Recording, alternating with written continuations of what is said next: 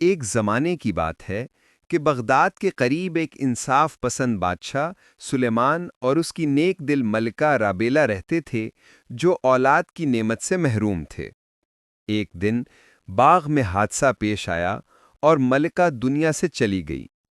بادشاہ گہرے دکھ میں تھا کہ ایک دن اسے اچانک ایک معصوم خوبصورت بچی ملی، جسے اس نے معصومہ کا نام دے کر اپنی بیٹی بنا لیا۔ وقت گزرتا گیا، معصومہ پھولوں جیسے رنگین اور روشن ماحول میں پلتی رہیں۔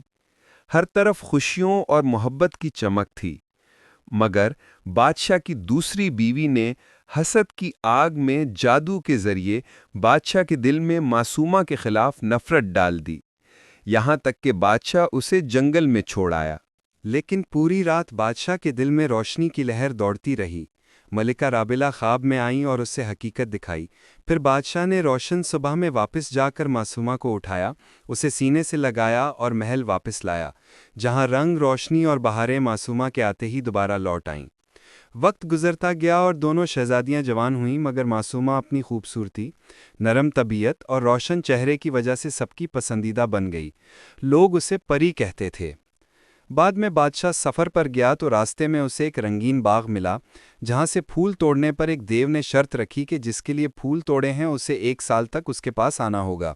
بادشاہ پریشان ہو کر محل لوٹا اور سب کو حقیقت بتائی۔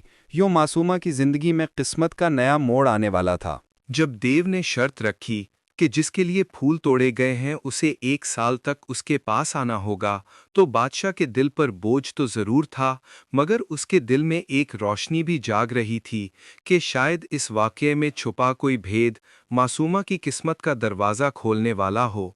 معصومہ نے جب یہ سنا تو مسکرا کر بولی، اگر میرے جانے سے کسی کی مشکل آسان ہوتی ہے تو میں ضرور جاؤں گی، کیونکہ اللہ نے مجھے محبت کے لیے پیدا کیا ہے، ڈر کے لیے نہیں۔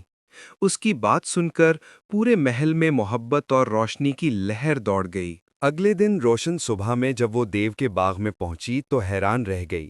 وہ دیو دراصل ایک قید شدہ شہزادہ تھا، جو جادو کے سبب دیو کی شکل میں بدل دیا گیا تھا۔ معصومہ کی نیکی، نرم دل اور روشن چہرے نے اس جادو کی زنجیریں توڑ دیں۔ وہ دیو آنکھوں کے سامنے ایک خوبصورت، نیک دل شہزادے میں بدل گیا۔ پورا باغ روشنیوں، رنگوں اور پھولوں سے جیسے خوشی میں جھوم اٹھا۔